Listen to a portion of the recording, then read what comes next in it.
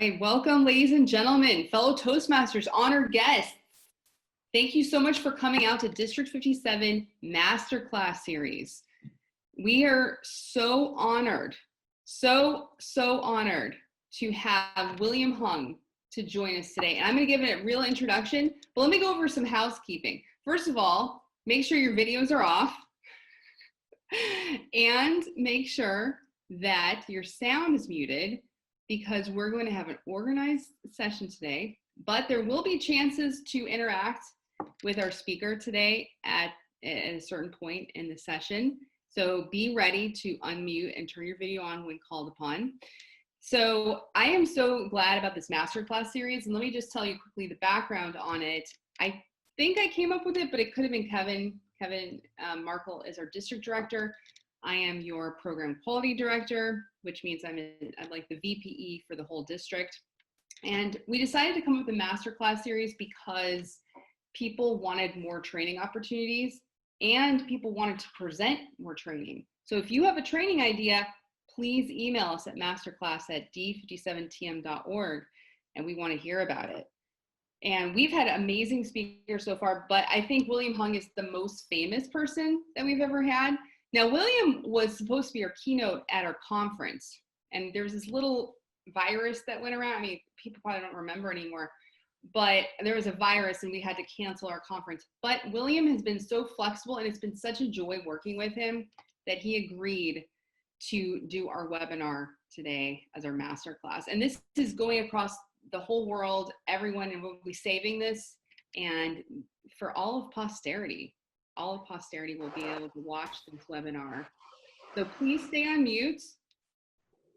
That's, if you're going to get a snack, and also turn off your videos.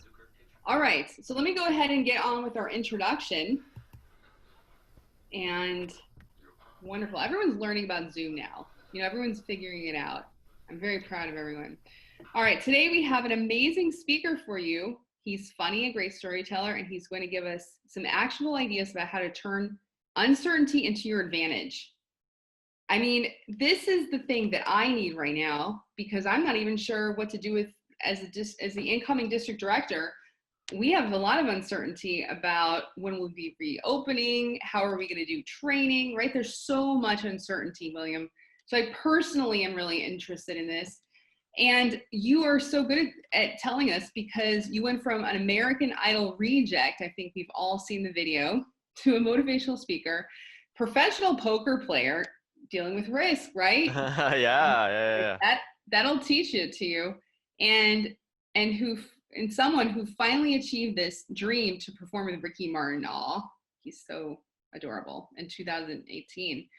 So we're going to be talking about how to embrace uncertainty with public speaking specifically. But please welcome William Hung. Yeah. Woo. All right, William. So I have some questions prepared for you today, and I want to lay this out today just so everyone knows. We're going to go through some questions, and then William, you're going to take a participant and sort of do a little interview and discussion with them. Do you want to tell us about what, so they can just start seeing who wants to volunteer for that? Oh, absolutely. So I'm here for you today to help you to overcome your uncertainty and fears.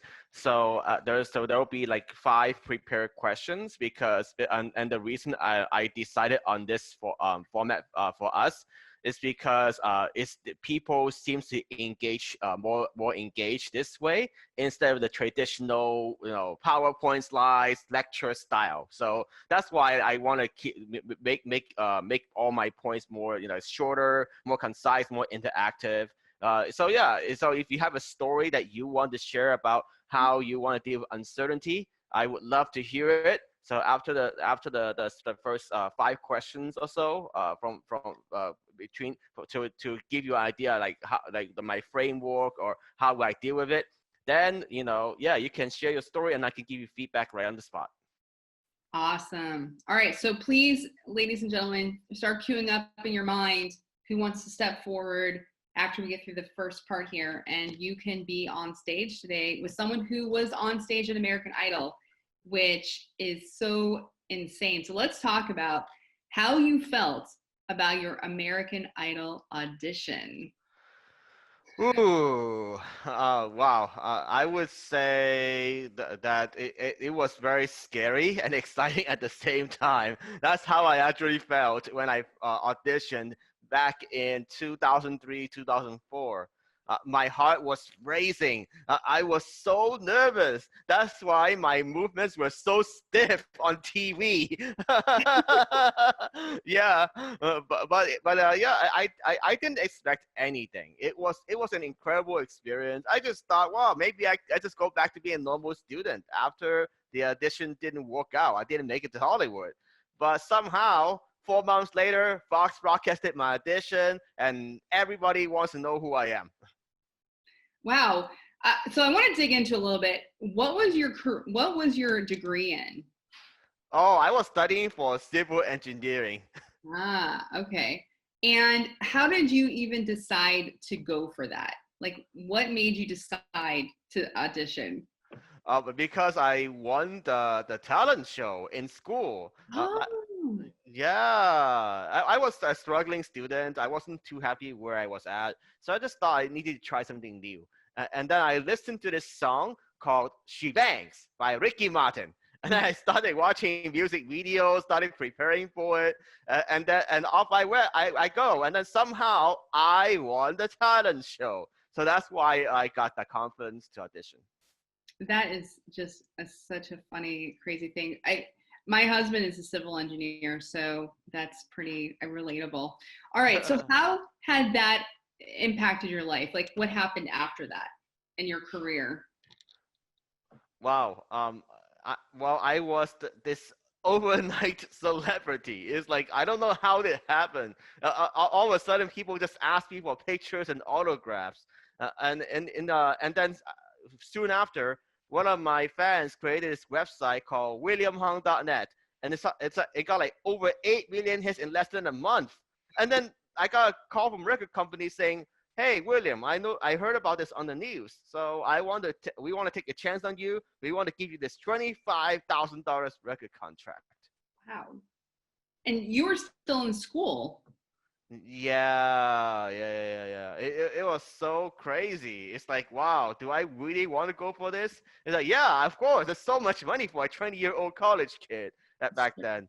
Yeah, and 25, 25. And that's 2003, so 25,000 is actually a lot of money back then, even. Still a yeah, lot today. yeah. Okay. So you had a lot of uncertainty. How were you able to turn that uncertainty and your humble start into an advantage and helping you seize opportunities?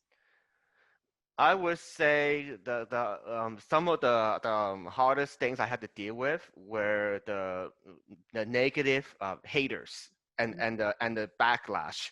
Like there are people saying that William Hung portrays the biggest Asian stereotype. William Hung is the worst singer ever. Just go back to school. Yeah. So all these things, and then there's someone that really went over the top by saying William Hung committed suicide due to heroin overdose. It's true. It's still online. But you're here today. We see where you Exactly, why. exactly. Yeah, that's like why would people do that? And that's when I decided that I had to move forward no matter what. I didn't know what the future holds if I were to accept this record contract, but I felt like that's the only way I knew in order to put my own version of the story out there. Mhm. Wow. I mean, sometimes when I get like a down like on a video or something I post on Facebook, I'm like, like I can't handle it. I can't even imagine like you were dealing with so much abuse at a very young age. That must have been traumatic. Yeah, it's definitely part of my identity. Like I remember back in middle school, I will never forget that one time when I got punched in my right eye by a bully from a Hispanic kid, and I just fell on the ground. I thought I could not see from my right eye ever again. And then as I open my left eye up, like, oh my God, that's the guy. So yeah, it's experiences like that. Like you'll never forget for the rest of your life. It's part of your life.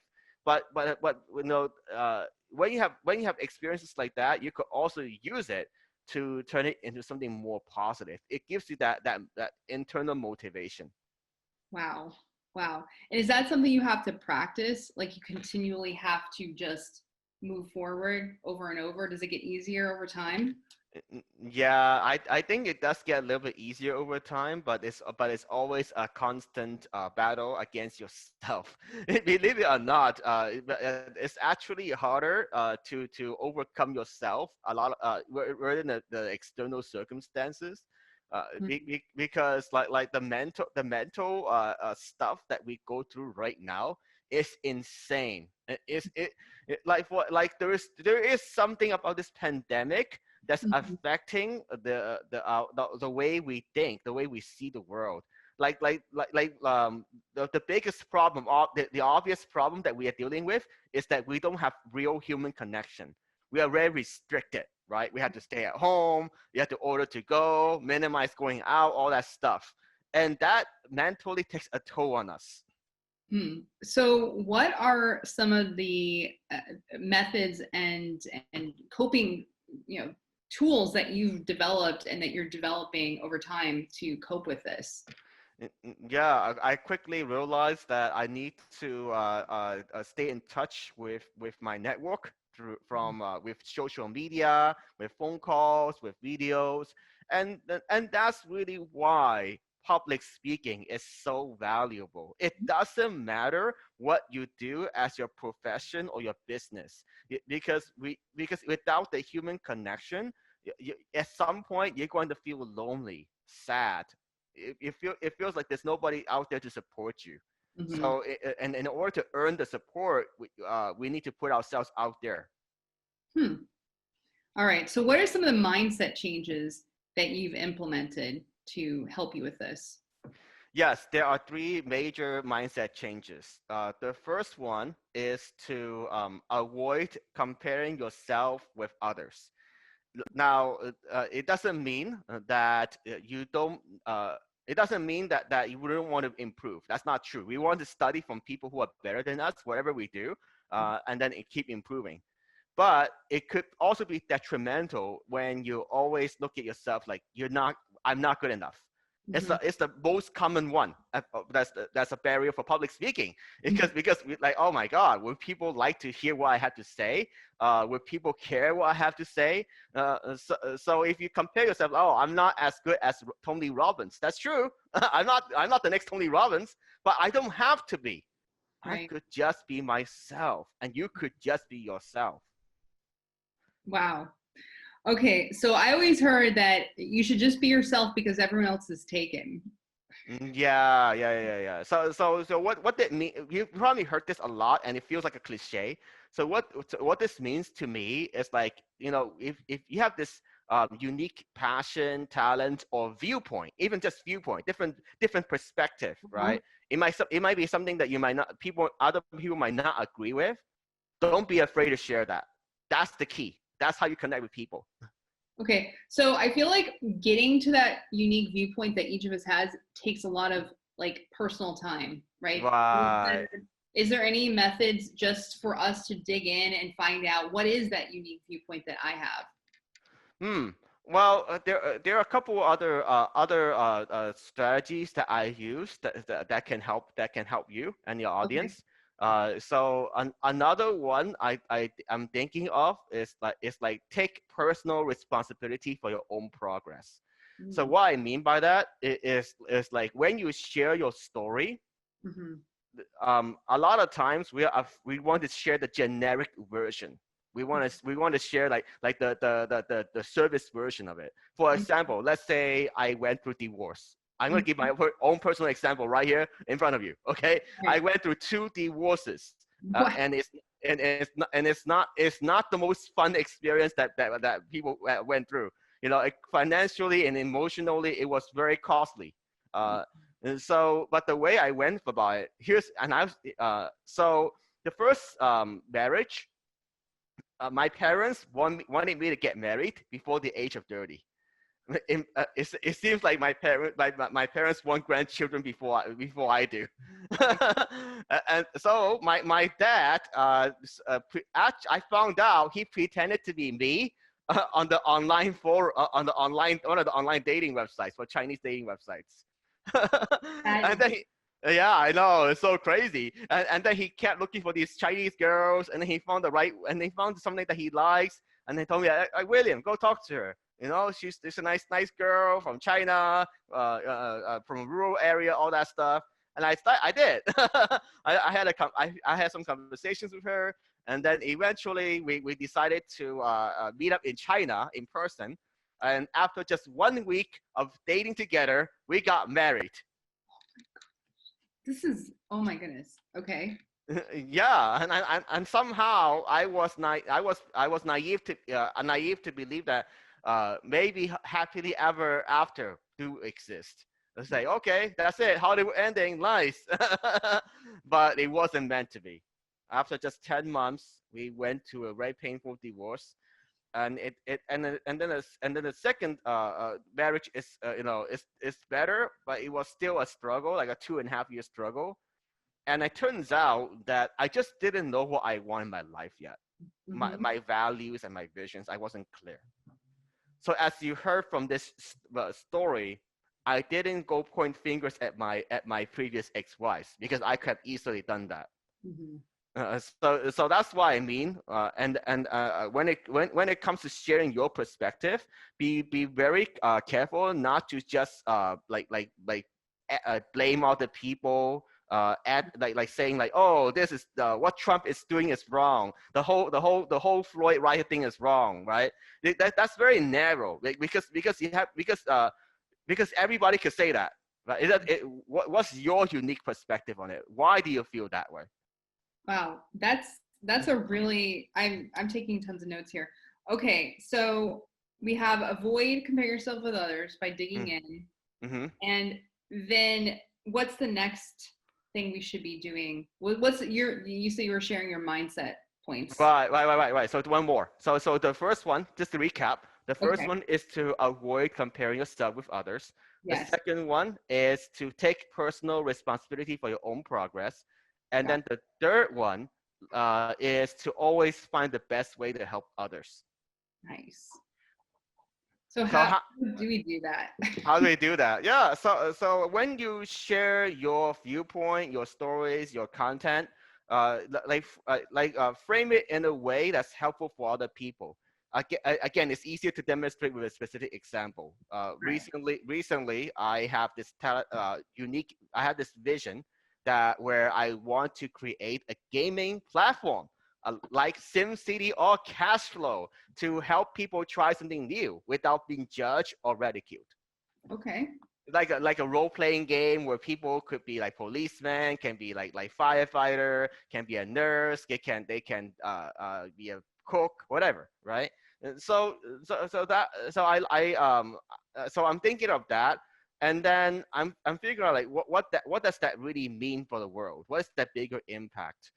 And the bigger impact is that people don't have to have regrets later for not trying something. They could get a better, more informed perspective before they have to invest a lot of their own time and money. Hmm. Wow, that is really big. So, what about normal people like us? What are some other, because that's the woo. What are some other best ways that we can practice or prototype trying out what are our best ways to help the world, Mm. Uh, others? well, I was we probably heard this one before, but start small. Start somewhere like locally. It could be a small group. It could be your local chapter. Next local small webinar. Whatever it is, take that next step, because we all are trying to find that magic key solution, but there really isn't one. The only way for you to figure out what's right for you is to stay open minded and try different things, and then eventually, like I recently did, I figured out, oh wow, this is what I want to create, and this did not come from day one. It came from year 16. Mm. Yeah, Yeah. Yeah, that's really really smart when you're trying something new and you're like, oh, I'm going to become an accountant. It's like first maybe help your friend with their taxes and see exactly. That's a great example. before you go get a master's degree or whatever certification you need for some big Yeah, thing. yeah. Yeah, that's really good advice. Okay. So what are some of the main obstacles people need to overcome to thrive during this pandemic? Sorry, you. What are the main obstacles people have to overcome to thrive? Not just like survive, but Right. thrive during the pandemic. Okay. Figure out your specific mission, a spiritual mission, like why you get excited to wake up each day, Hmm. and then think about the long term impact that you want to make. Mm. Those are the two most helpful things that help me to transition into the new world. Uh, so yeah, so and the reason for those things is because for my spiritual why is that I believe everyone has a right to try something new without being judged or ridiculed. That's why I always believe in. It's my core philosophy. But yours is probably different. So think about what it is. It could be similar, but it's probably different from mine. And then the impact, like I mentioned, is like I really think about like how can we make like learning more fun. No, Hmm. that's why I'm into gaming overall. Gaming has been part of my DNA throughout my whole life. So that's why I'm going with that. But what is it for you? You know, it could be from what I've seen, the people, the attendees, you have very diverse backgrounds, very diverse. So yeah, so it takes give yourself the time and permission to explore now. Wow. Okay, this is like heavy stuff. Okay, uh, so spiritual mission. What you know? Any tips on how to find what is our spiritual mission? I actually spent a lot of time doing mindset work. So a quick summary of how I might go about how you can go about it. Right, like if you already have this dream, like one of my friends, she wants to create a pet business. So that's her dream. Mm-hmm. So maybe sit down and write out your self-limiting beliefs. Like what's holding you back? I don't have enough money. I need to stay hang on to my day job. I need to take care of my two kids, whatever they are, right? And then and then you could figure out like, okay, well, is this true? Because even though you spend like 7 hours of sleeping, 8 hours of working, 2 hours of taking care of your kids, preparing dinner, whatever, right? You still have time each day even though it may not be a lot, you still have time each day to make that transition. And Mm-hmm. that's the hard part, right? Pushing yourself to make the most of the time that you have to take that next step towards your dreams. Wow. All right. All right. Let's move to the final takeaways and then we'll call up an audience member. And I think please raise your hand. And so I'm going to start looking for raised hands for the first Mm-hmm. person. But let's go ahead and ask the last question. What are the main key takeaways for people to create the life they want? Don't be afraid to share your values and your vision with the world. That's what you came here for. And really, like I said, what you believe in like internally, like the deeper level, Mhm. that's the content that will attract people, you know, build that connection.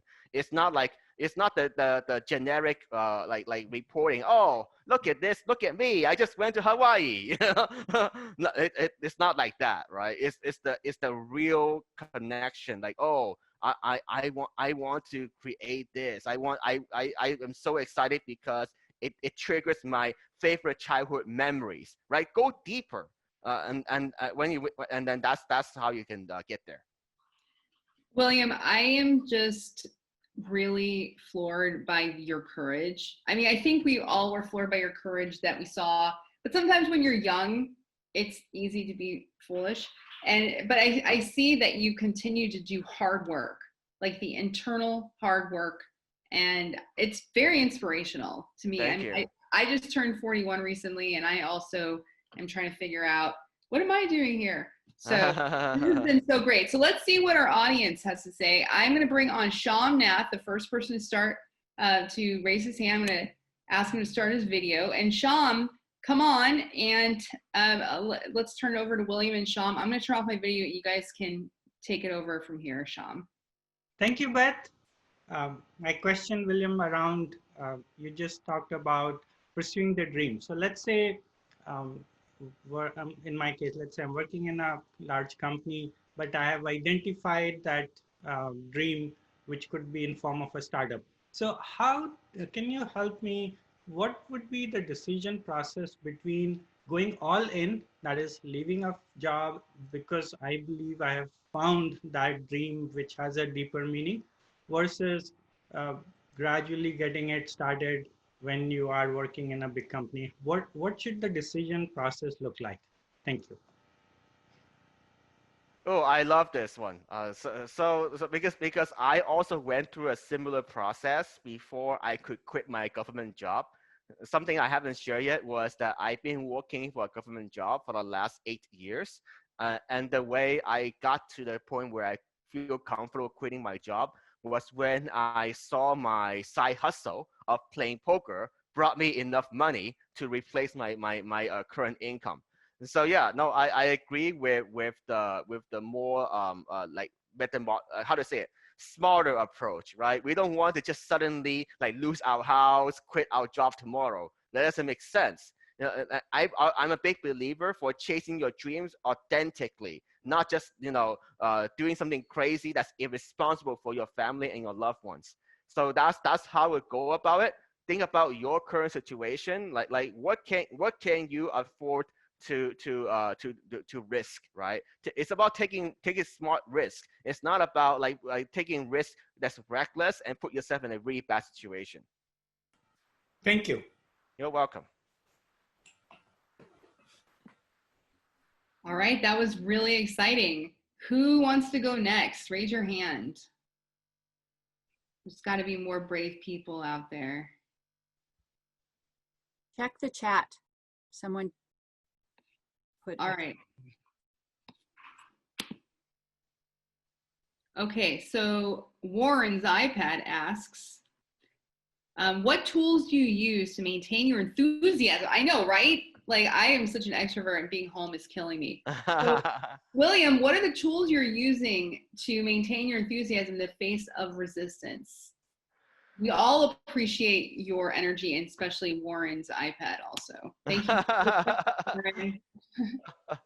I listen to like motivational speeches. I listen to music, like instrumental music.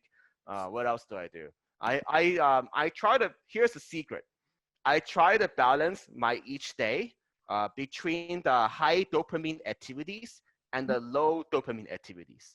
So what are they? The high dopamine activities would be things that you naturally enjoy. For me, playing video games. That's very high dopamine. Watching live streams on video games. That's very high dopamine, right? Or listening to specific speeches. One of the ones I love recently, my friends shared with me, and I want to share with you all, is the one from Arnold Schwarzenegger. He talks about like, why are we spending so much time worrying about plan B and plan C when we need to just focus on plan A? Do whatever it takes to make plan A happen, right? Whatever that is in your life. So yeah, I listen to things like that, but that's high dopamine. Because if you spend all the time in that, then we're not gonna get the things we want to get done, like building a business, writing your next speech, rehearsing your next speech. Those, it's not the most, that's not the most exciting work, but we all know that has to be done. So so the way I don't know, I hate to put it this way, trick my brain into the lower dopamine activities. Is like I remind myself that if it's always high dopamine, like then what I notice is that I get burned out. My brain gets burned out after a couple of hours. Like, oh my god, too much stuff. I want to sleep, and then I waste even more time. So yeah, that's why experience. So for you, it could be similar. It could be different, but do what works for you. In terms of balancing, everybody has their own way. Like one less extreme way I manage it is like I try to set up like one day a week where I don't allow myself one specific activity. Like for example, playing video games. Okay, can I live without playing video games one day? Yeah, absolutely. So what can I do instead? Journal, talk to friends, go do shopping, go do laundry. So give those things a try and then see what works for you. Mm-hmm. So, William, one thing I did recently that you're reminding me about is an exercise where I go through my day and think about all the things that give me energy and which ones take it away. Yeah. That's like such a good activity. And I think when you're talking about these dopamine hits, like what are the things that are energizing? What are the things we just have to do? And then Right. kind of spacing them so that we have the energy to get through the next non-energetic thing. Yeah, exactly. Yeah, that's such a great thing to do. All right, next we have Smita. Smita is going to go on audio. Smita? Hello, everyone, and especially William. Go ahead, Smita. You're on the air. William, thank you. William, you seem to be very motivated and brave, especially. What are the things that influences you? Is there a particular influencer, a relative, or a role model for you? Or any books that you really thought influenced you? Please share something. Oh yeah, of course, Mida. So I would say one of my biggest role models is actually my mom. Yeah, my mom, she taught me from a young age that it's okay to fail as long as you try your best. And the reason I believe in it is because she wasn't someone that pushed me to get good grades when I was young in Hong Kong. I wasn't doing well in school in Hong Kong, and a lot of parents, what they do if I don't get good grades, I would get beat up. I would get scolded all the time. But she didn't do that, and that's something I appreciated. And then eventually, when I got more mature, I was able to get straight A's in middle school and high school. So yeah, so that's definitely something that I live by every day. Oh, that's great. Do you know who else was bullied at school but was supported and encouraged by the mom? Albert Einstein. Thank you, William. Oh, you're welcome. I want to hear the second half of that question. That was very, very cool. Moms are totally awesome on my list. What about books? I like Smita's.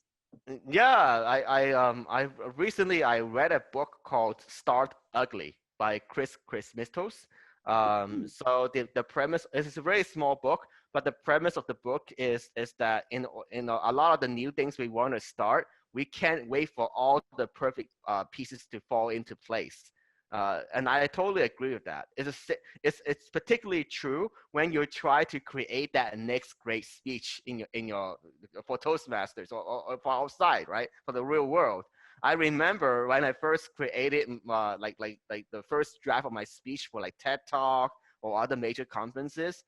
It wasn't good. It wasn't something I feel good to share on stage. So it's the same thing in life, right? We all had to start somewhere, and the best way to do that is to share those imperfect versions and then get feedback, and then you can improve. Shameless plug for Toastmasters.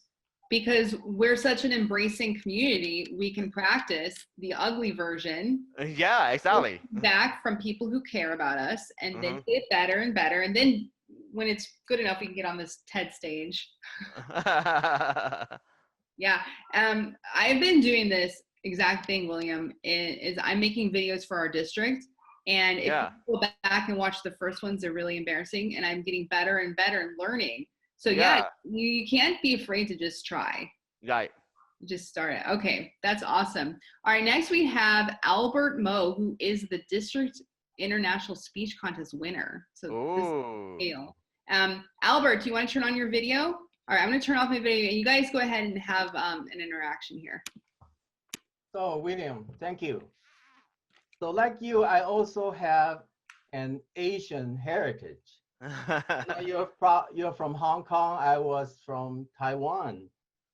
So, I want to ask you: is your Asian heritage an advantage for you or a disadvantage for you, or for me?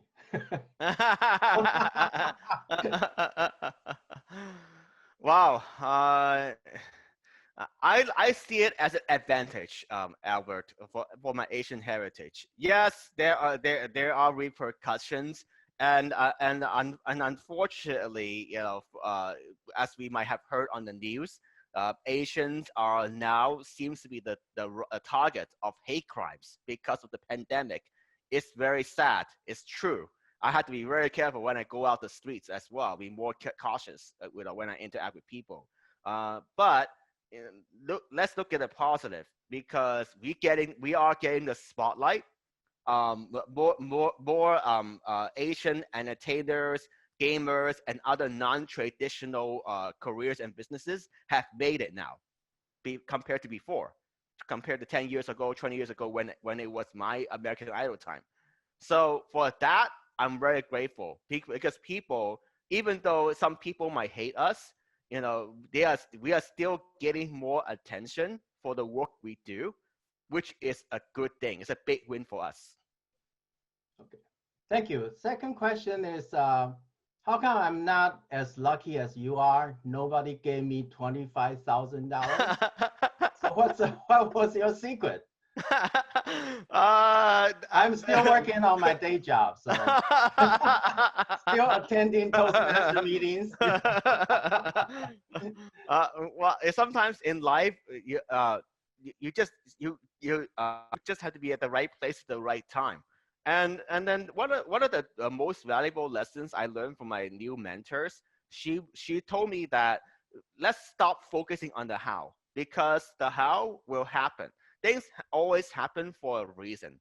And for my American Idol experience, I'm very grateful. And to this day, I'm still not sure why I could become an overnight celebrity. But the theory that seems to be accepted between my friends and my community is that, like, back then, everybody seems to be angry and upset when they don't make it to Hollywood. And I didn't feel the need to do that. I just said how I felt. I just thought that the judges were playing their own roles. So I didn't see the need to get angry or upset. So I just being myself. I didn't script my response. And honestly, I didn't expect anything. I just thought I'd go back to school, be a normal student, you know. So so hopefully this helps you. Just dance to your own tune in your life. Thank you, thank you. Now I'm motivated to enter the American Idol 2021. Thank you, thank you. You're Good welcome. luck. Thank you Good so luck, much. Albert. We'll cheer you on in District 57. All right, wonderful. The next person is Claudia. And Claudia, do you want to turn your video on, Claudia?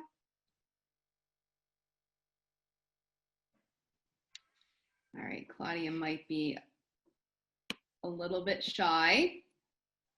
So I'm just going to read Claudia's question. William, who has been one of your biggest influences besides your mother? And who do you admire the most besides your mother? Because we know the number one person is your mother. Mm-hmm. There are many people. So one of the people I admire is just one of my good friends. And her name is Jacqueline Peterson. She's in the Florida area. She's sort of newer Toastmasters members, and yeah, she's been amazing in my life. Because she also a big believer, like helping people living their joyful life, living with their joy and purpose. And yeah, I like how do I say it?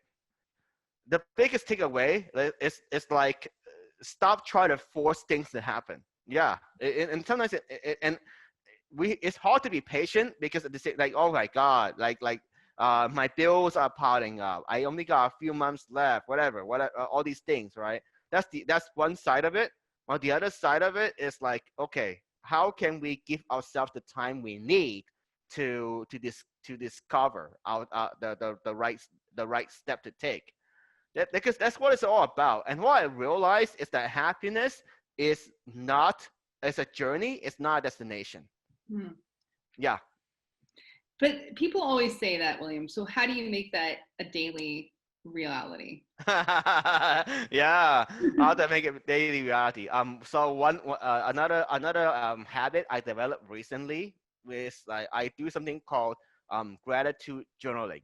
Uh, so each day when I start my day, the first thing I write out is what I'm grateful for. Okay. And it sometimes it could be very hard to find something to be grateful for when your day didn't go well the previous day. It's like, oh my God, what just happened?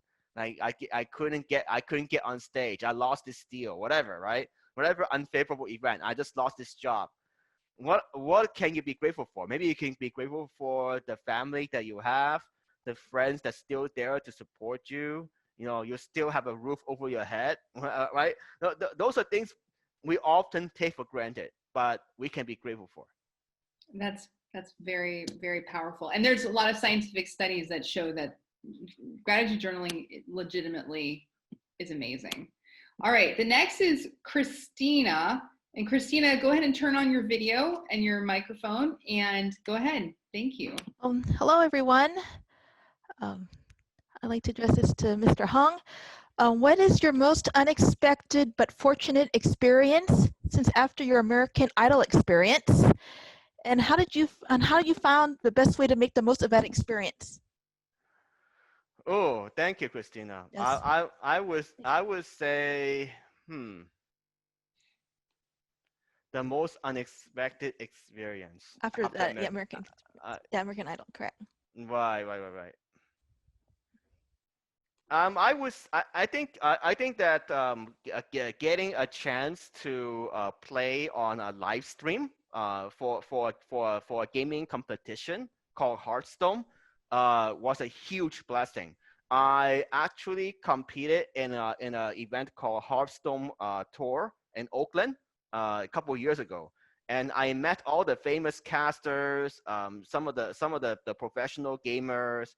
It was so wonderful. People are so generous in that community, like sharing their new ideas. Even I'm a nobody in that world. I'm not. I haven't established myself yet. But what I learned from that is like, wow, they're not holding anything back. Even for me as a newcomer, like nobody, they are willing to share. Oh, this is what it's like to be a pro gamer. These are the things that I have to do every single day to be a pro gamer. Like, wow, I learned so much, and I feel that if we can come from this place of giving, it will make Toastmasters a much better community as well. Thank you. Appreciate your answer. You're welcome. So thank you so much, Christina. That was beautiful. So William, my husband is a big gamer. Oh. Yeah. So this is all very cool. He tries to get me into gaming. All right. So next up we have Shibata, and I'm so sorry, I'm probably saying your name wrong. And she's going to be on audio only. Okay. Shibata, and I'm so sorry, every time I've said it a different way. Go ahead and turn on your audio. Thanks. This is Shweta. Hi, William. I have a question for you. So, are there days, in spite of the fact where you do all your activities to raise your energy, like for example, you have done the gratefulness journal, you have done the activities which raise your dopamine and balance out your dopamine, but still, are there days you still have meltdowns? And if yes, how do you handle it? Like meltdowns mean you don't want to get out of your bed. Oh yeah. Of course, I'm human too. I'm not perfect. There are days when I don't want to get up. I don't want to do anything. When that happens, like sometimes what I do is I review my list of self-limiting beliefs, what's triggering it, and then because the way I have it set up is like I have also like a document. So I have one column that says self-limiting belief. I'm not good enough. Money is hard to make. Nobody cares about what I have to say, right? All those things.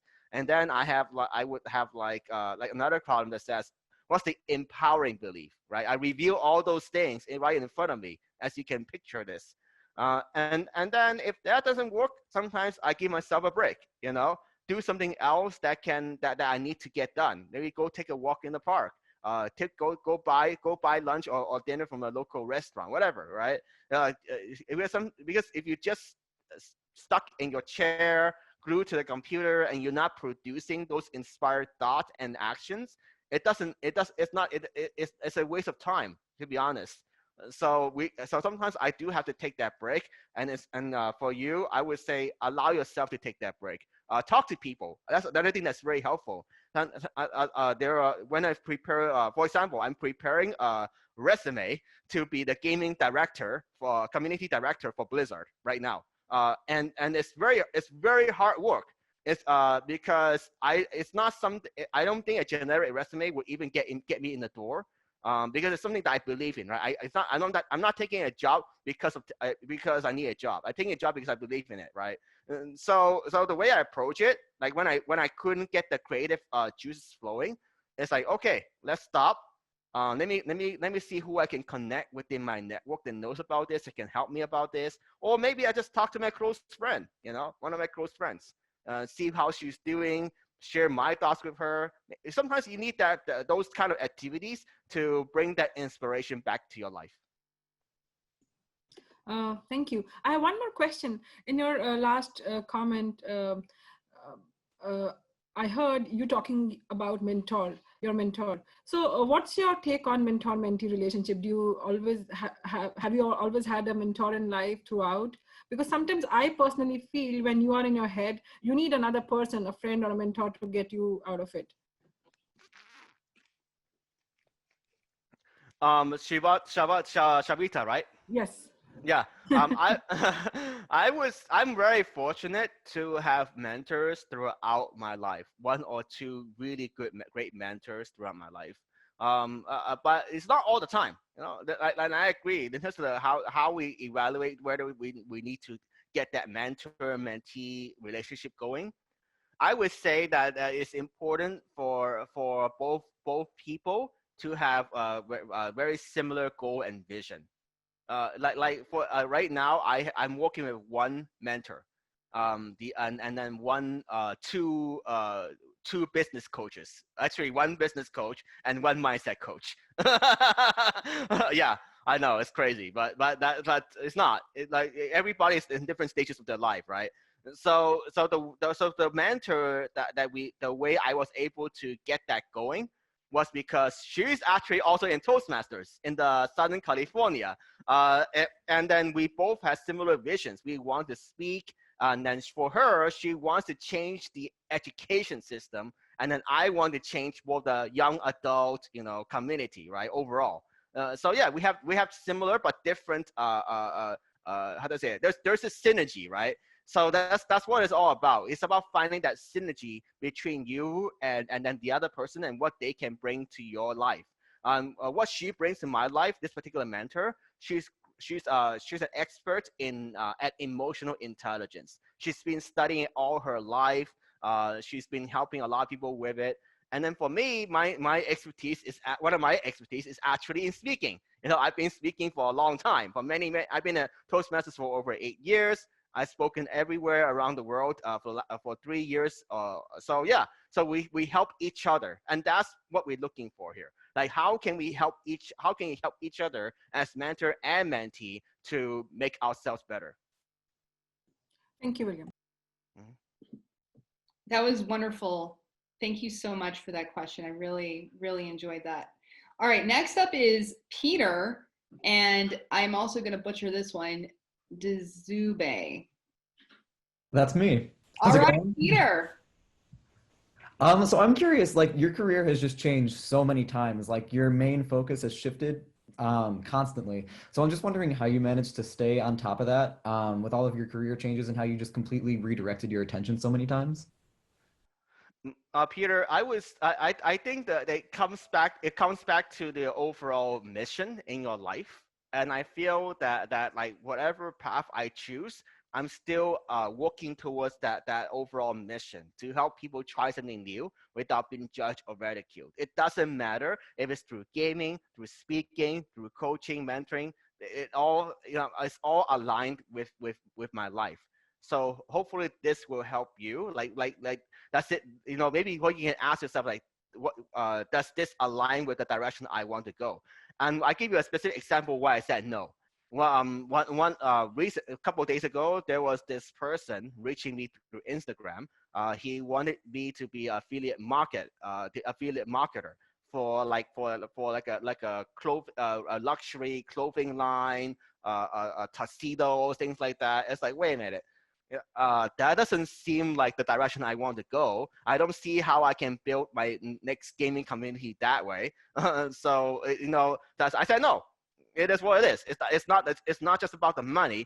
It's about like making sure what you do makes sense. Speaking though, on the other hand, I would say yes. And it doesn't. I want to do more virtual presentations. I want to do more podcasts, and because when I do those things, it allows me to build community, which is what I'm doing right now.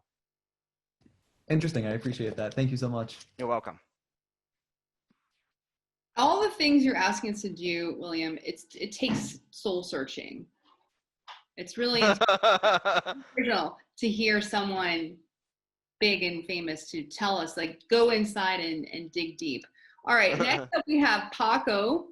I hope I'm saying your name right. Take it away, Paco. Hi, everybody. Hi, William. Thank you so much for your presentation. That was amazing.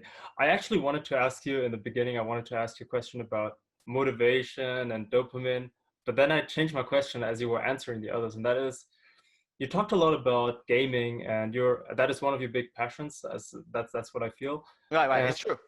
yeah. So I have other passions also in my life that I can use those best practices to put in other areas of my life and get success with that. Do you have anything out of gaming, maybe any principles or things that you learn from gaming that you can apply to other areas like Toastmaster or other areas of life where this has really has been a big factor for you in terms of success?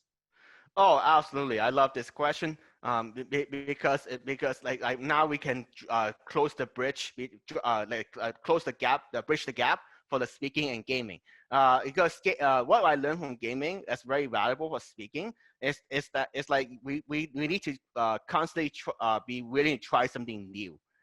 So like for today's format, for example, is something that I thought about in advance. It didn't happen by chance. It seems like on the surface, it seemed like simple. Basically the format I'm doing is ask me anything, AMA, right? It's very so like how did I? So it doesn't just happen over right there, right? I had to think outside the box. So what other people have doing is like, okay, I have all these cool slides. I spend 15 minutes talking about myself, maybe another 15 minutes for questions and all that stuff. So the way I approach is like, okay, what has been getting me more engagement with the audience? It's not about me pitching anything, selling anything. It's not even my intention here, right? It's about what works best, what's gonna help you the most as the audience, spending the hour with me, right? So like it could be other formats that we haven't explored. For example, there are people doing a lot of engaging polls, throughout the presentation, so that they can get customize the content on the spot. So think outside the box. And I learned that from gaming, because sometimes you can't always just do what everybody else is doing, because gaming is very competitive. It's extremely tough to have a competitive edge. So if for example, if you play the same decks, use the same strategies or whatever, where is your advantage? There really isn't one. right? So the same thing for speaking, like explore other formats that people might not have thought of. Oh, I love that answer. Thank you very much. You're welcome. Paco, I never thought I would hear Toastmasters and gaming bridging the gap between the two in my whole life, and now I've heard it. So mind blown. Next up, thank you, Paco. Next up, we have Al Mega. Al, go ahead and turn your video on. Yep, it's coming on. I hope you hear me. Yes, go I ahead. don't know which way I'm looking. All right, what's up, everybody? Hey, Will. Hey, Al, nice to see you again. Absolutely, man. Thank you. Question for you here. So, earlier you had mentioned about stepping out of your shell, as in regards to making your content more about you, something a little bit more personal, right? Yeah. I'm basically an introvert that is an extrovert as needed. You know what I mean? Yeah, I'm mostly yeah. quiet, but if you put me to rep my brand, I'm like a different personality. However, when it comes to sharing something more personal in life, you know what I mean? And being able to relay that, to others, what are your suggestions in trying to make yourself feel more comfortable in being able to be more open with everyone? I would say it starts with what have you processed in your life and that you're comfortable sharing with the audience. And when I talk about that, like for example, my divorce, I processed it already. It happened maybe like 5, 6, 7, 8 years ago, right? I had a chance to sit down, think about it, how it fits into my life puzzle. But if it's something you're processing right now, one of my clients that I'm working with, she just lost her dad. Wow, Yeah. condolences, crazy. Yeah. She that's why she's struggling to come up with her own speech. Because it affected her emotionally and mentally. But I told her like, okay, you need time to process this. I don't think you're quite ready to share this story with the world yet, because you haven't processed the emotions, both the positive and negative, and then figure out, okay, this is what I want to share. So sometimes in life, that's what I would do. That's why you asked me about how do you share those internal, more like deeper stories. Well, the way to do it is that you give yourself time to reflect on it, both the positive and the negative, and then you figure out, okay, what aspects of the story I want to share. So in splitting up that reflection, what's the best way? Do you think writing it down on a notebook, the pros, cons of the situation, and go from there? Yeah. Different. You could try different. There are different things you can try. For example, journaling is a great one. Another one is just talking to friends, talking to people you trust, because that's a very personal experience, right? Losing your dad recently, that's tough. You might not be able you might not even be able to share everything with me, right? Because it's so personal. So go with people that you trust in your close circle. Al, thank you so much for that. Really good. I love all the questions because they're really digging into your process, William. Yeah. William, this has been so incredible. I'm going to ask you one quick final thing and answer in like 20 seconds. Does faith, and I don't know if it's religious faith, but Warren had a follow-up. Do you have religious faith, and how does that play into what you believe? I actually don't have religious faith yet, but I do value the spiritual side now. I used to feel like it doesn't matter, but now I know it matters a lot. So yeah, I have the internal belief that everything will work out at the end, and hopefully that helps you too. Wow, this has been so much content. Is there any one final thought that you can share as we sign off today? Yeah, absolutely. So whatever your dream is, don't give up. I know it's very difficult right now, but chase your dreams authentically each day by taking inspired action, one step at a time. We need a poster with that, William. Thank you, ladies and gentlemen, for coming and spending an hour with us. We could not have done this at the conference, right? We could not have had, I don't know, even 7 or 8 people. Yeah, it's fantastic. Yeah. This is really special. William, thank you so much. Have a wonderful weekend. And we're all excited to congratulations and good luck on your next steps. we'll all be watching and cheering you on. Thank you. Oh, by the way, before I sign off, let me provide a quick way for you to reach out to me. So my email is william@willhung.com. Let me put this in the chat real quick.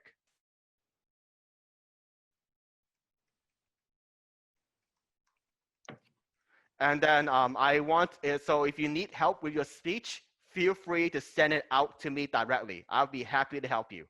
That's amazing. That's amazing. All right.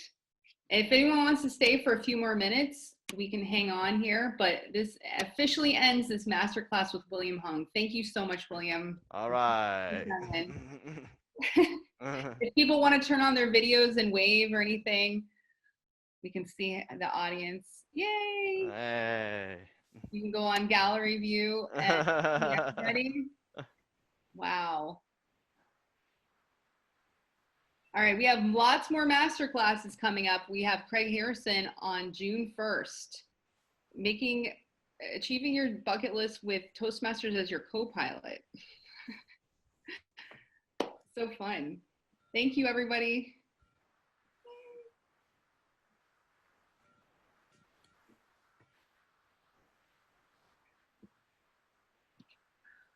So fun to see everybody.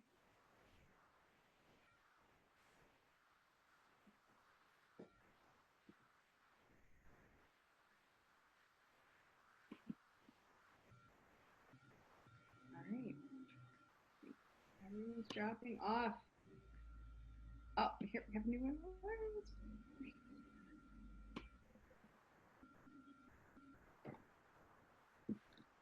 All right, William, you're going to be busy speech coaching now.